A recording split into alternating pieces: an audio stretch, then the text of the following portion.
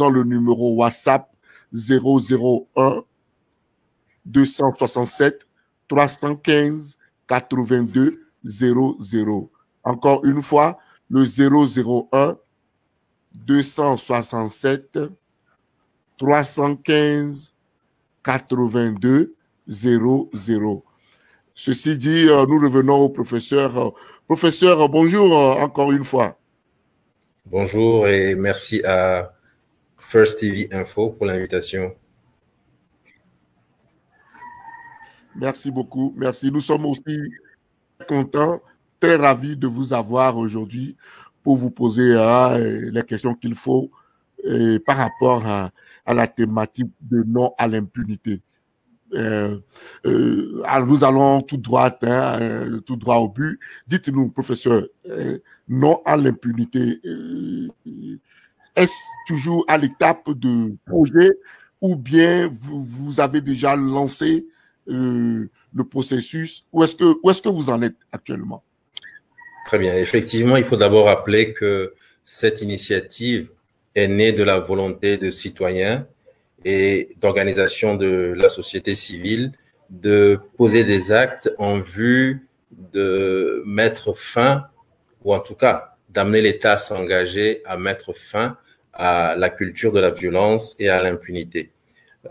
C'était suite à la période d'état d'urgence sanitaire avec un couvre-feu qui a été institué, qu'il y a eu beaucoup d'émoi suite à des assassinats de citoyens, des personnes qui ont perdu la vie, en tout cas au cours de cette période de couvre-feu. Cela a suscité beaucoup d'émoi au sein de la population et à chaque fois qu'on pensait que c'était fini, on revenait un jour, 2 jours après, on nous disait qu'il y avait encore eu des bavures, des actes violents. Et nous avons estimé que dans une nation qui se veut démocratique, qui se veut civilisée, ce sont des actes à proscrire. Et donc, nous nous sommes mis ensemble et nous avons dit, il faut cette fois-ci réfléchir à quelque chose à faire ensemble pour parvenir en tout cas à un engagement ferme de la part des autorités.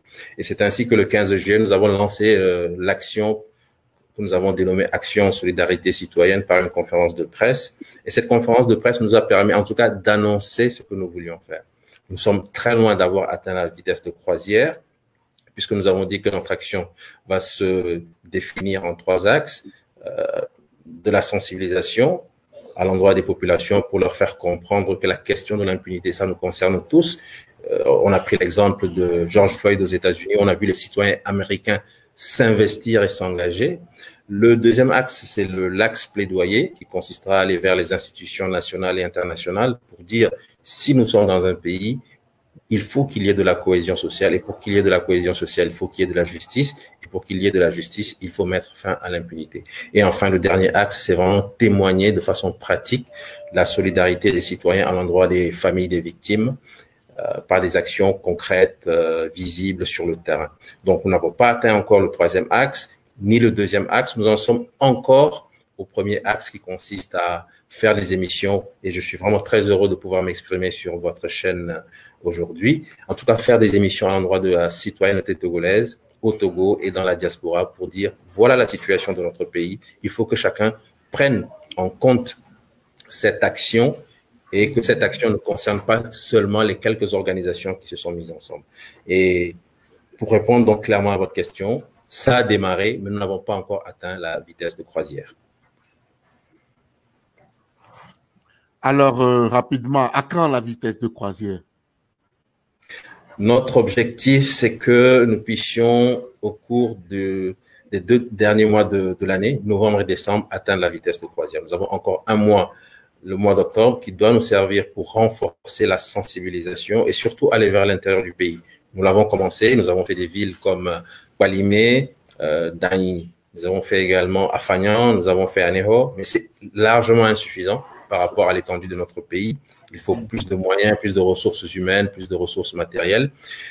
Mais nous espérons vraiment que courant novembre, nous pourrons entamer les 2 derniers axes et atteindre la vitesse de croisière pour qu'en décembre, nous puissions faire un grand show à l'endroit de la nation pour dire à la nation, mettons ensemble fin à l'impunité.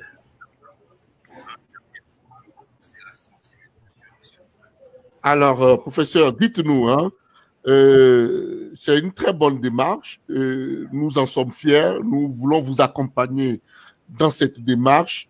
Mais quelles sont ces associations-là qui sont derrière vous, qui sont dans la démarche? Est-ce seulement le Front citoyen Togo Debout? Je sais que le Front citoyen Togo Debout renforme déjà certaines associations, mais dites-nous, est-ce qu'il y en a d'autres qui sont venus s'ajouter ou c'est juste le Front citoyen Togo Debout? Alors, initialement, le Front citoyen Togo Debout avait, comment dire, mis en œuvre quelques actions suite aux derniers assassinats, notamment celui qu'on appelle communément Mohamed à Avedji et celui de Dodi Alakpame.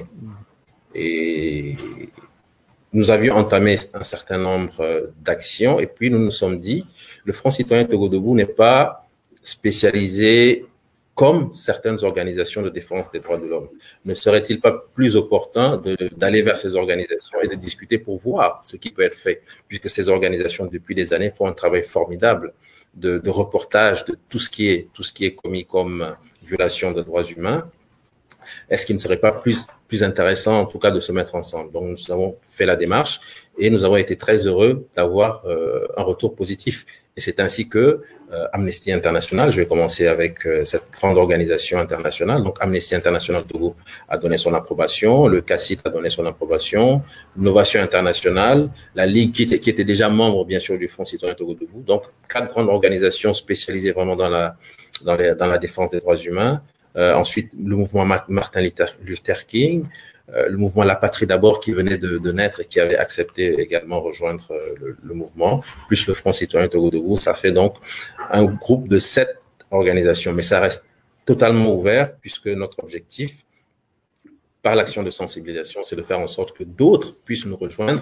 Et même si nous ne formalisons pas un groupe précis, qu'ensemble, nous puissions nous retrouver lors des réunions, lors des moments de réflexion, lors des prochaines actions qu'il y aura certainement sur le terrain pour qu'ensemble nous puissions arriver à faire prospérer ou évoluer cette campagne citoyenne à l'endroit des victimes que nous ne devons pas oublier. Merci encore une fois, professeur. Merci, chers téléspectateurs. Nous sommes dans l'émission Grand Débat de tous les samedis que nous organisons ici sur Fest Info TV. Vous pouvez également nous suivre sur YouTube en live. Et nous invitons aujourd'hui pour vous le professeur David Ekwe Dossé, que vous tous vous connaissez, premier coordinateur de Front citoyen Togo Debout. Alors, nous lui posons des questions. Et si vous avez également des questions pour le professeur, écrivez-nous dans la messagerie. Nous allons le lire. Également, vous pouvez appeler le numéro suivant sur WhatsApp, bien sûr, le 001 267 315 82 00. Encore une fois, le 001 267 315 82 00. Ainsi, vous pouvez poser des questions au professeur. Merci. Alors, professeur, ce que vous venez de nous dire est tellement beau. Nous sommes contents de cette marche. Merci et nous vous encourageons à aller de l'avant. Mais permettez-moi encore une fois de vous poser cette question-là. Et pour le Togolais lambda, vous n'êtes pas à votre premier essai. Vous avez conduit avec Togo Debout beaucoup de thématiques. Vous avez défendu des causes pour le peuple togolais, mais jamais on n'a vu le résultat escompté. Et la toute dernière, c'est que il faut améliorer le cadre électoral avant d'aller aux élections. Mais ceci n'a pas été le cas. Les élections ont eu bel et bien lieu. Et est-ce que c'est le pouvoir qui ne vous suit pas? Est-ce que c'est les politiques qui ne vous suivent pas? Ou bien, qu'est-ce qui vous prouve que cette fois-ci, cette thématique-là va nous amener à bon port et qu'on aura à voir le bout du tunnel? Très bonne question. Effectivement, le Front citoyen Togo Debout existe depuis 3 années. Il est né à la faveur du mouvement sociopolitique qu'il y a eu en 2017. Et depuis 2017, nous avons essayé, en tout cas aux côtés du peuple togolais, d'améliorer le cadre démocratique, judiciaire et politique de notre pays, avec des fortunes plus ou moins diverses. Pardon. Je crois que ce qui est important de dire ici, c'est que le Front citoyen Togo Debout, c'est un conseil, c'est quelques personnes, mais si il y a des actions à mener à l'endroit du peuple togolais, s'il y a des actes à poser pour améliorer le vécu du citoyen togolais, généralement, les thématiques que nous abordons sont les thématiques qui concernent l'ensemble des citoyens, sans tenir compte des clivages ethniques, sans tenir compte des clivages idéologiques. Vous avez évoqué la question des institutions. Quand le Front citoyen Togo Debout dit qu'il faut des institutions crédibles pour le pays, je crois que ça concerne l'ensemble des citoyens. Il est important donc que l'ensemble des citoyens prennent conscience et s'engagent pour permettre l'aboutissement de l'objectif. Il ne s'agit pas simplement d'attendre que le front le fasse tout seul et que le front puisse réussir. Si nous prenons aujourd'hui la question de l'impunité, la question des violations des droits humains, ça concerne, au-delà des clivages, l'ensemble des citoyens. Nous avons vu ce qui s'est passé avec, j'ai cité le cas de Mohamed, j'ai cité le cas de Dodji, il y a également le cas des enfants, Jojo Zoumeke, le cas des enfants Rachad Agrigna, Abafilo. Et donc, c'est pour dire que l'on soit jeune ou vieux, que l'on soit au nord du pays ou au sud du pays, ou que l'on soit même militaire, puisque nous savons ce qui s'est passé par rapport au lieutenant-colonel Madjoulba, qui est militaire. Voilà autant de situations de violations flagrantes des droits humains pour lesquelles la justice a été jusqu'ici incapable d'apporter une réponse satisfaisante aux familles des victimes et aux citoyens que nous sommes. Et donc, ce genre de thématique ne concerne pas seulement le Front citoyen Togo Debout, ce genre de thématique ne concerne pas seulement les organisations de défense des droits humains. Amnesty International travaille au Togo depuis des décennies, le CACI travaille au Togo depuis des décennies, mais prises individuellement, ces organisations font un travail magnifique, mais n'ont jamais permis de mettre fin à l'impunité. Il est donc important que nous arrivions ensemble à remettre sur le tapis le débat pour que le citoyen lambda puisse justement s'approprier ce débat et se dire, mais ce qu'ils disent, c'est vrai. Ça peut arriver aujourd'hui à Madjoulba, ça peut arriver aujourd'hui à Jojo Zoumeke, mais demain, ça peut m'arriver à moi ou à ma femme ou à mon enfant. Et donc, l'action solidarité citoyenne, ça concerne l'ensemble des citoyens togolais, au Togo et dans la diaspora. Et c'est ensemble que nous devons nous lever, comme les Américains se sont levés.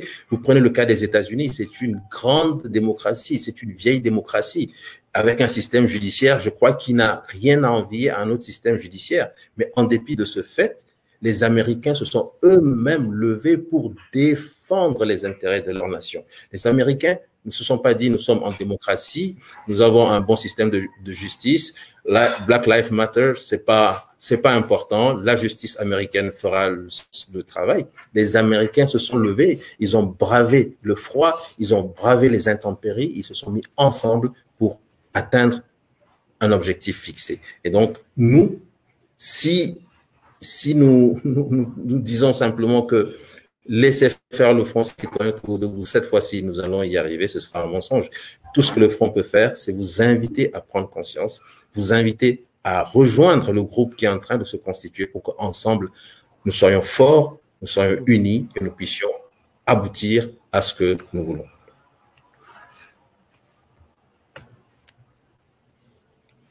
Merci, professeur. Merci de rassurer les téléspectateurs, de rassurer les Togolais par rapport à cette thématique et que vous voulez vraiment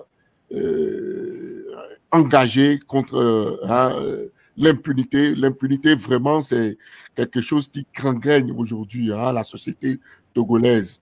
Et nous sommes tous d'accord que c'est parce que les gens ne se sentent pas persécutés, genre, je voudrais dire, ne se voient pas répondre devant la loi que ceci continue. Alors, dites-nous, professeur, aujourd'hui, est-ce que vous pensez réellement que l'État togolais, comme il est aujourd'hui, vous laissera avancer ou bien prospérer dans cette thématique-là? Puisque alors, je vous remercie. bientôt, d'abord je continue, excusez-moi, je vais renchérir que bientôt, vous le voulez ou pas, si rien n'est fait, on va nous pousser encore vers des élections et c'est toujours aux alentours, avant, pendant et juste après les élections que très souvent ces bavures reviennent à la surface. Est-ce que vous pensez réellement que, parce que vous pouvez beau avoir l'initiative fait vraiment, est-ce que vous pensez que vous aurez un oreille attentive auprès de nos dirigeants? C'est vraiment une très bonne question parce que cela ramène à ce que les Nations Unies ou de grandes organisations comme la Fédération internationale des droits humains ont dit à propos du Togo. Ces organisations ont dit de façon claire que au Togo, la violence et la culture de l'impunité sont des piliers de la gouvernance du régime togolais. Autrement dit, le pouvoir togolais sait par moments se servir de la violence et joue également sur la protection des responsables de ces cas de violation des droits humains pour museler les systèmes de contre-pouvoir et permettre au régime de se perpétuer. Et donc, si la société civile décide de lutter contre justement l'impunité, c'est comme si on venait un peu scier un des piliers sur lesquels le pouvoir est assis. Et donc, est-ce que le pouvoir va accepter qu'on vienne justement mettre en péril un des piliers solides sur lesquels il est assis? Ça, c'est la première des choses. La deuxième des choses, c'est de savoir si nous devons maintenant attendre l'autorisation, entre guillemets, de ce pouvoir, ou si, en tant que citoyen, comme les Américains l'ont fait, je pense que les Américains n'ont pas demandé à M. Trump s'il était d'accord pour qu'il descende dans la rue. Est-ce qu'il était d'accord pour qu'on dise, qu'on lance le concept Black Lives Matter? C'est une question d'appropriation. Si nous sommes convaincus que nous sommes dans le vrai, nous sommes dans la justice, nous sommes dans la légitimité, je crois que rien ne peut nous empêcher d'avancer. La question qui se pose aujourd'hui est de savoir, est-ce que lorsqu'on tue, lorsqu'on viole la vie d'un être humain au Togo, est-ce qu'il faut se taire, comme la justice le fait parfois, ou est-ce qu'il faut que pour chaque crime, on puisse répondre suivant la mesure du crime? Et je crois que si on est vraiment citoyen, patriote, aimant le Togo, on doit se dire, chaque crime doit être puni, et c'est ainsi qu'on met fin à l'impunité, puisque l'impunité, c'est elle qui nourrit les crimes. Si je pose un acte aujourd'hui de violation des droits humains, je ne suis pas puni. Au contraire, je suis même glorifié, je reçois une promotion. Qu'est-ce qui m'empêche demain de répéter le même acte? Voilà donc la vraie question. Et donc, vous m'avez posé la question de savoir, est-ce que les autorités vont nous donner l'autorisation? Nous savons bien que ce système s'appuie sur l'impunité. Et c'est à nous, en tant que citoyens, de dire, nous voulons construire une nation où le vivre ensemble est une réalité, une nation juste, une nation en cohésion et en paix avec elle-même. Et donc, nous ne voulons plus accepter des crimes comme ce que nous avons vu avec le lieutenant-colonel Madjulba, comme ce que nous avons vu avec Mohamed, comme ce que nous avons vu avec Jojo Zumeke, avec Rachad Agrignan, avec les enfants de Togbe, Moufidou, etc., etc., etc. Donc, prenons nos responsabilités et je suis convaincu que la souveraineté est au peuple et c'est le pouvoir qui sera obligé, devant la force de persuasion du peuple tout entier uni, ce sera au pouvoir justement de céder le passage.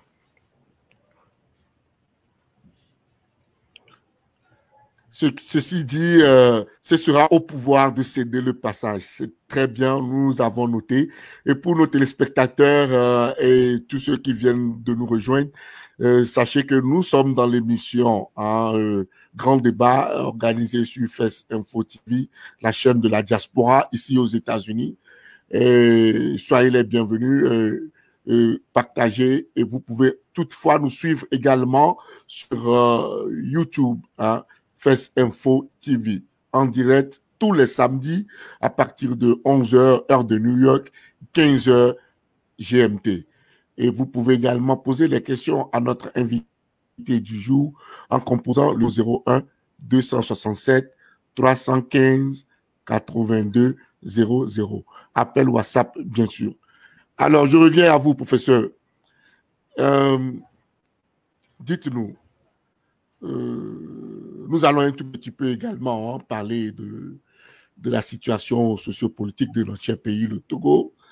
Et si on a 5 minutes encore de réserve, nous parlerons de la crise actuellement au Mali et en Côte d'Ivoire, si on a le temps, bien sûr. Dites-nous, actuellement, le pouvoir vient de mettre en place le nouveau gouvernement. Votre appréciation? Bon, je crois que c'est après l'élection présidentielle calamiteuse que nous avons connue, la prestation de serment, le pouvoir a mis beaucoup de temps avant de nommer son gouvernement. Mais aujourd'hui, le gouvernement est en place. En tant que citoyens, nous ne pouvons que souhaiter bon vent à ce gouvernement et que ce gouvernement apporte une vraie réponse aux préoccupations du peuple togolais.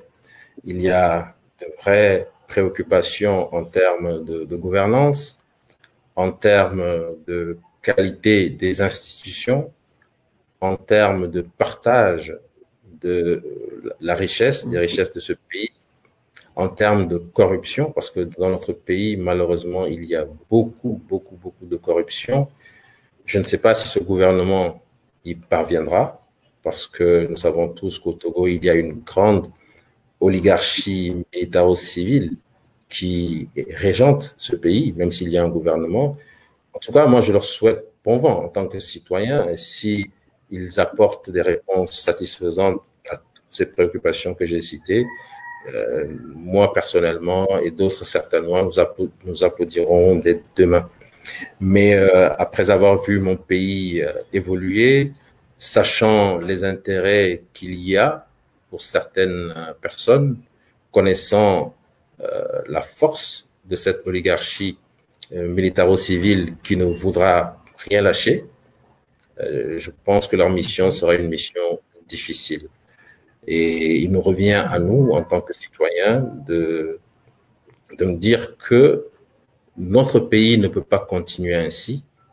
La pandémie du coronavirus est passée par là et a démontré, si je prends le cas de la santé, les grosses insuffisances de notre pays en matière de santé. Et en tant que citoyen, il nous revient d'exiger une autre façon de gérer le pays, d'exiger une autre façon de conduire les affaires de ce pays si nous voulons vraiment faire de notre pays un pays à revenus intermédiaires ou un pays émergent comme cela se fait dans d'autres pays de la sous-région. Le Togo ne peut plus demeurer dans la médiocrité, on ne peut plus être parmi les derniers de la classe, sachant toutes les compétences dont dispose ce pays, aussi bien sur le territoire national que dans la diaspora.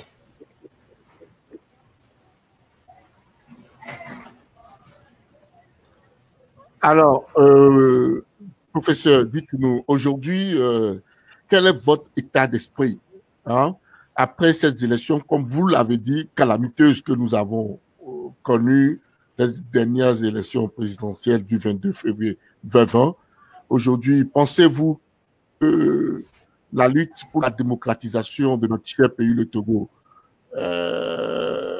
va de l'avant ou nous avons pris un recul après ces élections? Aujourd'hui, nous avons le candidat de la DMK, le docteur Agboume Kodjo, qui continue, qui ne baisse pas les bras, qui continue par revendiquer sa victoire par rapport à ces élections. Il prétend qu'il a gagné les élections et que c'est lui qui doit être le président de la République. Et on l'a vu nommer un premier ministre, des ambassadeurs, et ainsi de suite. Qu'est-ce que tout cela vous dit? Où est-ce qu'on en est concrètement?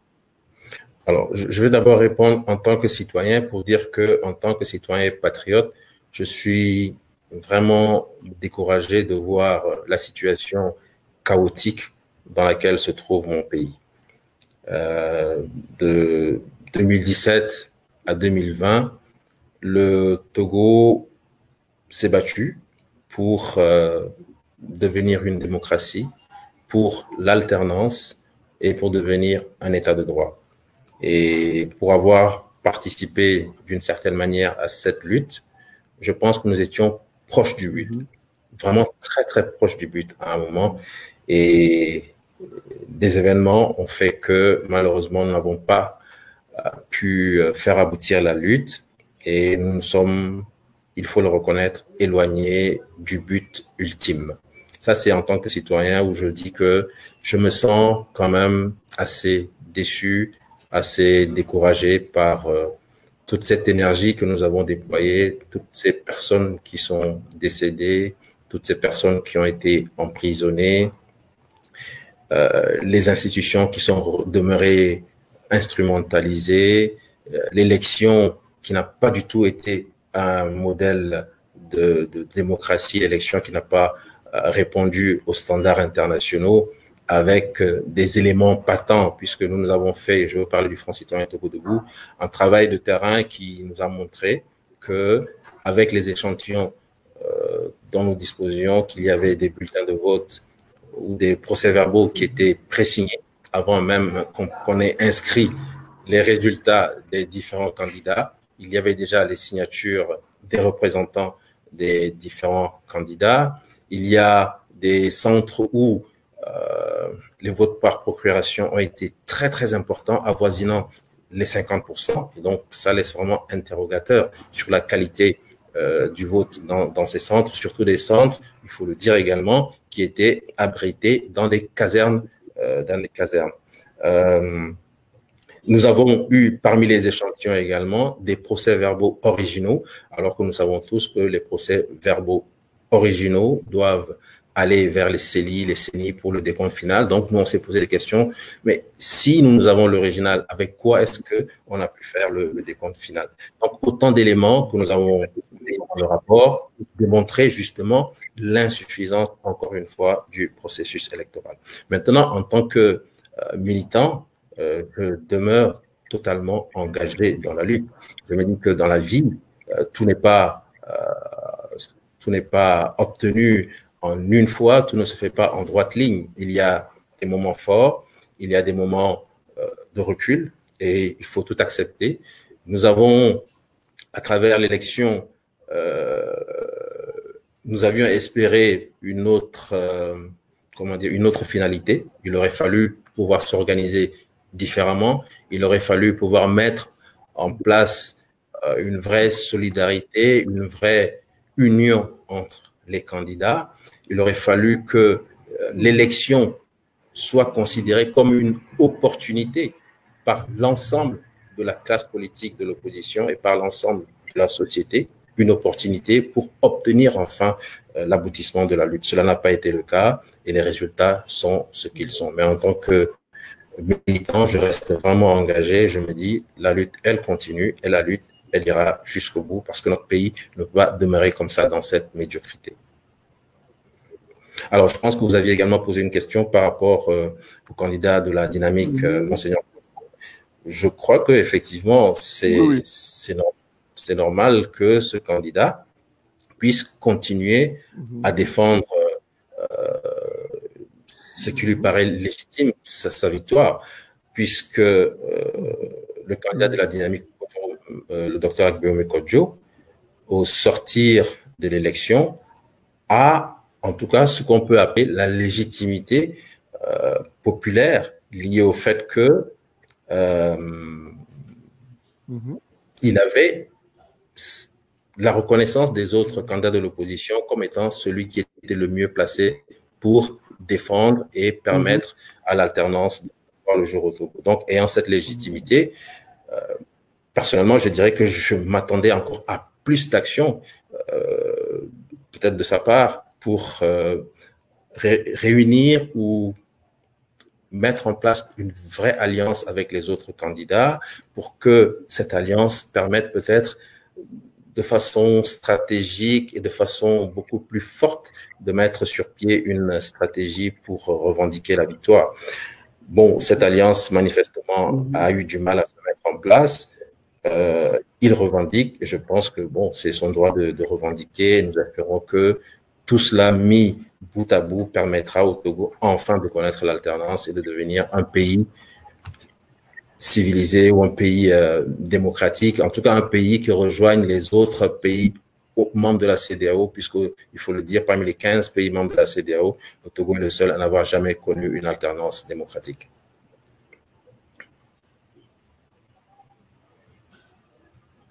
Oui, fantastique. Merci, nous avons compris. Hein, ceci dit, c'est très clair.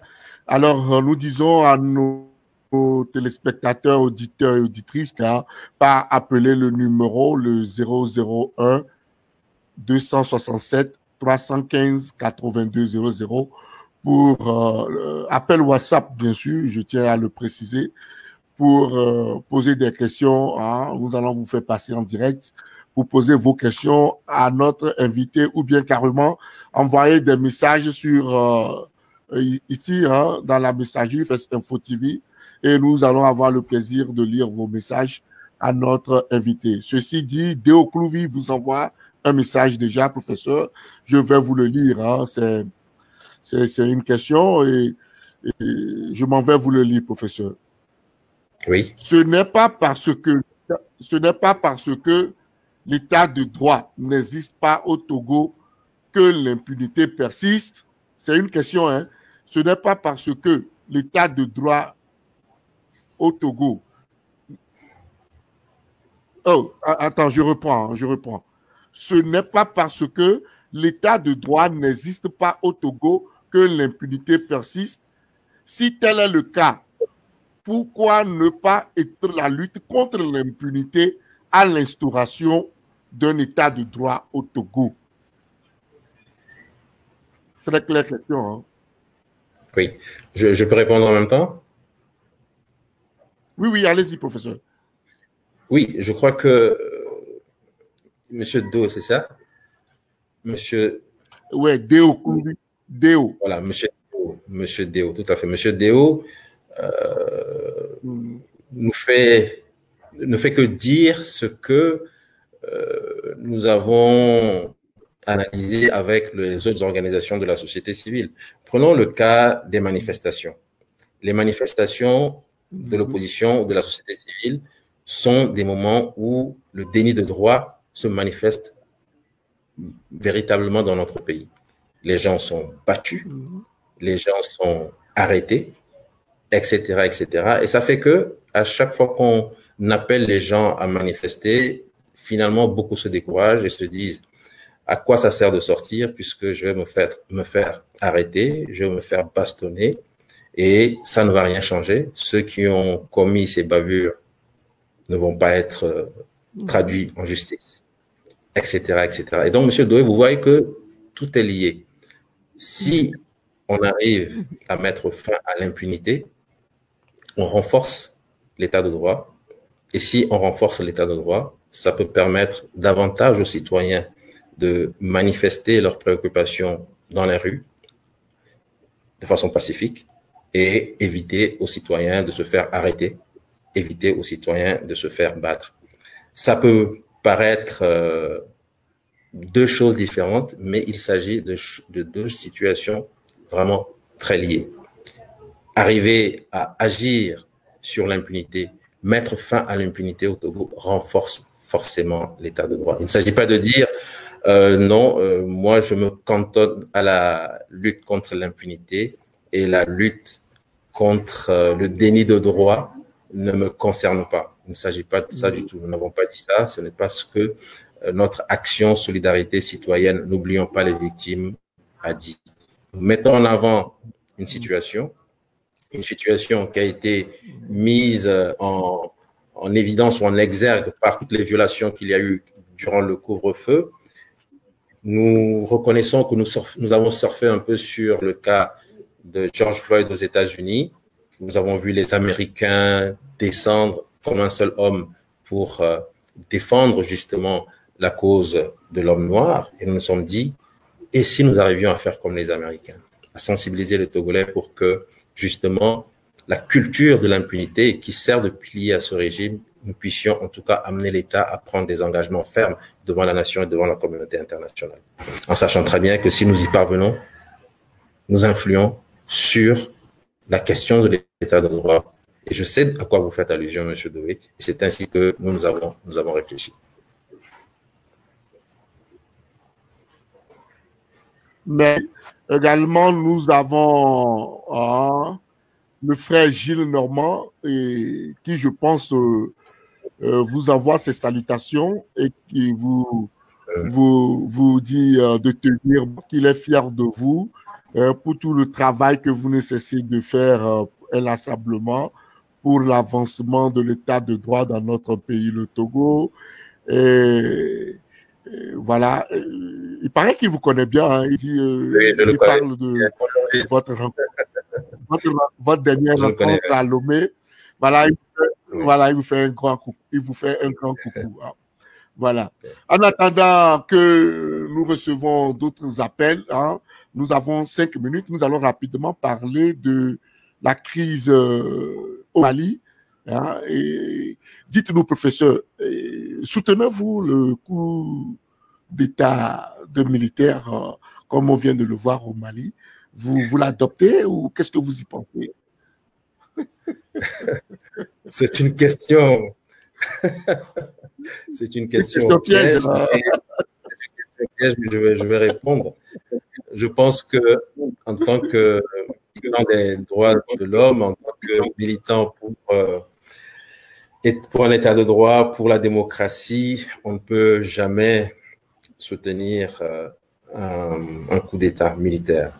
Parce que nous avons connu des coups d'État militaires en Afrique et nous avons vu ce que ça a pu engendrer comme dégâts dans nos pays. Prenons le cas du Togo. Nous avons connu des coups d'État, en tout cas un coup d'État militaire qui a laissé beaucoup de traces difficiles à effacer, des traces noires, des traces tragiques dans l'histoire de notre pays. Donc, saluer un coup d'État militaire, il faut réfléchir à 2 fois avant de le faire. Mais pour ce qui concerne le cas du Mali, je pense que, personnellement, je pense qu'il était important que l'armée intervienne dans le jeu afin de réguler ce que le régime de M. Ibeka avait totalement dérégulé. Les populations, depuis plusieurs mois, étaient sorties pour exprimer justement des préoccupations légitimes en termes de gouvernance. J'avais parlé de la corruption au Togo. La corruption également, elle était galopante au Mali. Nous avons vu des images sur les réseaux sociaux qui ont démontré que autour du président, il y avait des gens qui se nourrissaient au lait, au miel, au champagne, quand le peuple, lui, n'avait même pas la possibilité d'avoir un repas dans la journée. Voilà donc une situation difficile que le peuple malien vivait, et le peuple malien était descendu pour dire au président, nous voulons que ça change. Le président n'a pas obtempéré. Le président, avec le soutien de ses pairs africains, a voulu forcer le passage, conserver le pouvoir et maintenir le peuple dans cette situation difficile. Et je crois que quand on en arrive à cette extrémité, Si l'armée intervient, il faut avoir le courage de dire que cette intervention, c'était une intervention salutaire. Maintenant, le pouvoir de Ibeka est tombé. Qu'est-ce qu'il va advenir de ce pays?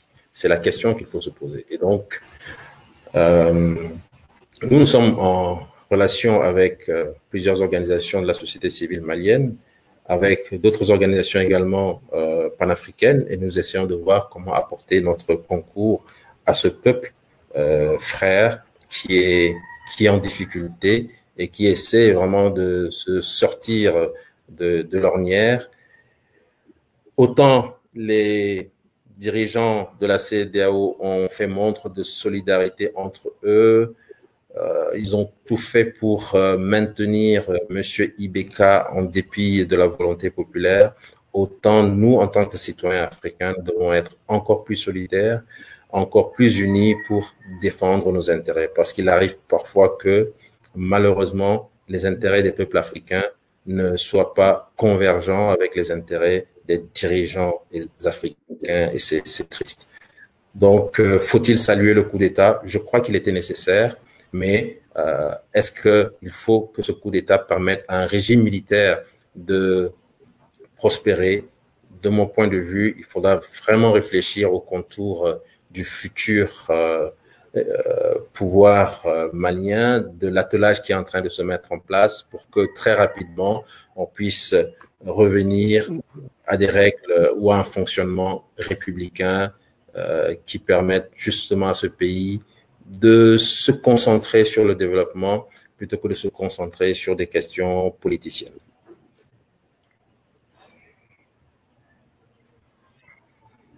Merci pour votre point de vue. La question, elle vous est rentrée dans la gorge, mais vous l'avez refait sortir rapidement. C'est fantastique. Dites-nous, professeur, dites-nous, si on essaie de faire cette analyse ensemble, dites-nous ce que vous en pensez. Hein.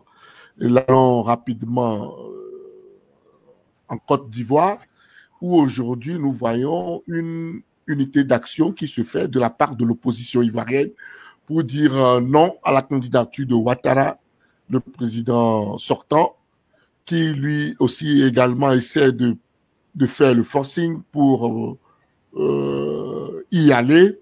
Et nous avons vu que nous pouvons faire le parallèle entre ce qui s'est passé au Togo par rapport avant les élections du 22 février. Si nous prenons le cas de l'Alliance nationale pour le changement, qui avait fait un travail méthodique et scientifique pour prouver aux yeux du monde entier, tout d'abord, que le président sortant au Togo, Faure Gnassingbé, ne pouvait plus se représenter, que même la Cour constitutionnelle et la CENI devait être refaite, exactement ce que propose aujourd'hui et ce que fait l'opposition ivoirienne. Si nous lisons très bien, mais nous avons vu des gens revenir, surtout les frères journalistes, des gens qui ont bouté en touche ce travail méthodique que des journalistes internationaux sur des chaînes internationales ont trouvé vraiment fantastique. Mais bizarrement, l'opposition togolaise ne s'est pas approprié ce travail et la classe politique tout entière ne s'est pas approprié le travail. Je dirais même la société civile, voire même les frères journalistes, et c'est passé comme si rien n'a été fait. Et Faure Gnassingbé est allé à ces élections et voilà où nous en sommes encore aujourd'hui. Ce que la classe ivoirienne a compris. Est-ce qu'on ne peut pas faire cette parallèle? Dites-nous. Tout à fait. Alors, je pense que il y a eu des actes posés au Togo qui rappellent des actes posés aujourd'hui en Côte d'Ivoire par l'opposition politique, mais les contextes n'étaient peut-être pas les mêmes. Je vois à quoi vous faites allusion lorsque vous parlez de l'ANC, qui effectivement a décortiqué ce qui s'est fait à l'Assemblée nationale avec les réformes constitutionnelles pour démontrer de façon juridique, claire, que le président Faure ne pouvait pas briguer un 4e mandat. Cela s'est fait malheureusement à un moment où la C14 n'existait pratiquement plus. Cette cohésion entre partis politiques de l'opposition n'existait plus et l'ANC a fait pratiquement cavalier seul avec son dossier. Je peux peut-être ajouter ici que cette question n'est pas totalement clôturée puisque l'action juridique se poursuit, mais permettez que je n'en parle pas plus puisque il revient peut-être au parti lui-même d'évoquer cette question et d'en parler. Mais je sais que l'action juridique qui a été entamée l'année dernière par l'ANC dont on avait parlé, elle se poursuit et on verra bien ce que ça va donner. Donc, je disais que les contextes ne sont pas les mêmes. Aujourd'hui, le contexte ivoirien favorise la cohésion ou l'union entre plusieurs partis politiques d'opposition et tous ensemble, ils portent la revendication déjà dans la rue, mais également au niveau de la stratégie juridique à mettre en place. Donc, des actes identiques peut-être, oui, mais des contextes ou une temporalité différente faisant que lorsque l'action juridique a été lancée par l'ANC, il n'y avait plus cette cohésion entre les partis politiques. Et en Côte d'Ivoire, cette cohésion va peut-être favoriser justement une meilleure appropriation par la société et on verra ce que ça va donner.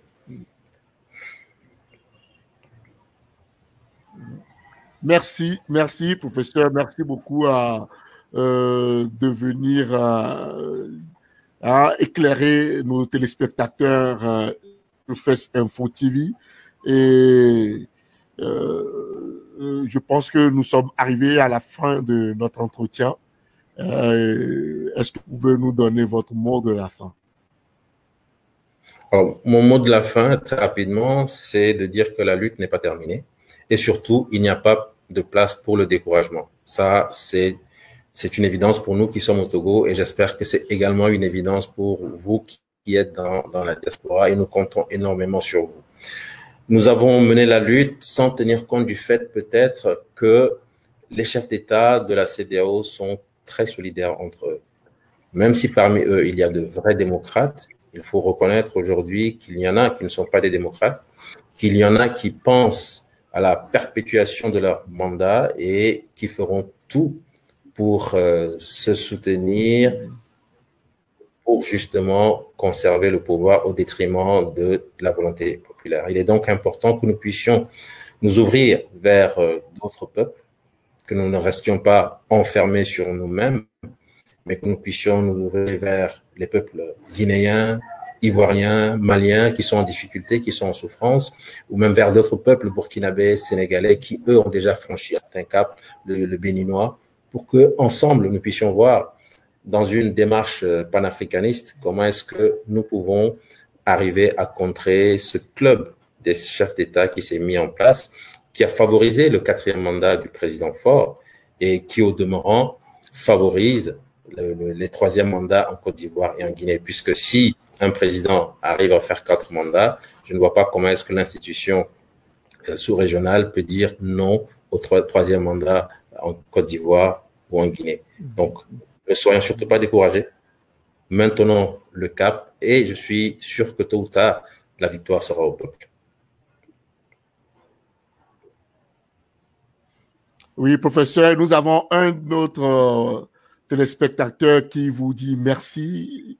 Il adore la manière dont vous maniez la langue de Molière, qu'il est fier de vous. Et voilà, c'est juste un coucou qu'il vous passe. Il s'appelle Daryl Spoke. Voilà. Ok, merci.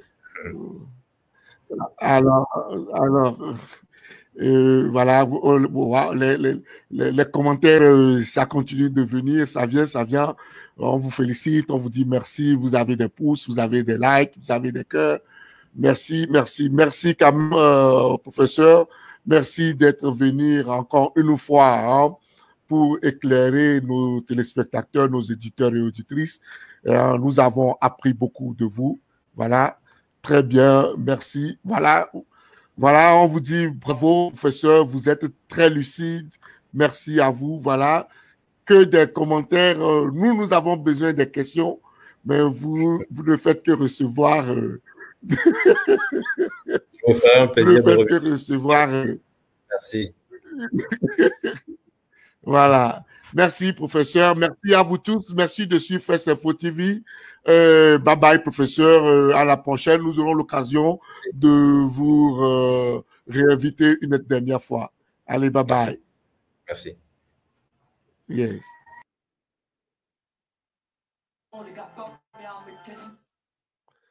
Alors, nous sommes arrivés à la fin de l'émission, comme vous le voyez, et à la prochaine. Bye bye. Il y a trop d'injustice. Il y a les trois à l'envers. Les justices de ces relations avec des pervers. Sans chercher à comprendre l'accusé, la police agit spontanément. Et la justice nous enferme délibérément. Il délibère après ta peine. Et fois ton innocence, tu portes à toi quoi, mais non, l'importance ici. Un contrôle de pièces d'identité finit par une raquette. Je baisse mes mots et leur densité. Ils ont raison, ceux qui affirment qu'ailleurs le Togolais n'a pas d'identité. Le commissariat le plus riche a toujours eu raison, triste raison. La police c'est le tue combinaison. Ils sont prêts à tirer une balle dans le gros dessus. Leur convoquer ou à te présenter avec zéro thune. On la pro, nous sommes PJ, on soit IPPJ, parfois leur jugement. Le couple, l'appétit, je viens. Dénoncer des machinations, flics corrompus, ça fait pas de l'imagination. Mais quel nom, l'action est surchargée, mais quel nom. C'est mi-temps découragé, mais quel nom. Allégeance, les gommes, mais quel nom. Les gars comme merde, mais quel nom. Terroristes des missionnaires, mais quel nom. Tolérance, et les liens normaux. Les gars qui banal, des facules, périmètres. Pourquoi faut-on la tête crise. Nous on va canao, on l'a popé, nous on la crise. Allez, à nos autos, merde, à nos pouvoirs. Puis on veut pas de couilles, il y a grand pas d'un couille. On met dans les galassis, parce que les écopois, ils collent leur galassie. Nous y ont fait chef, 60 ans.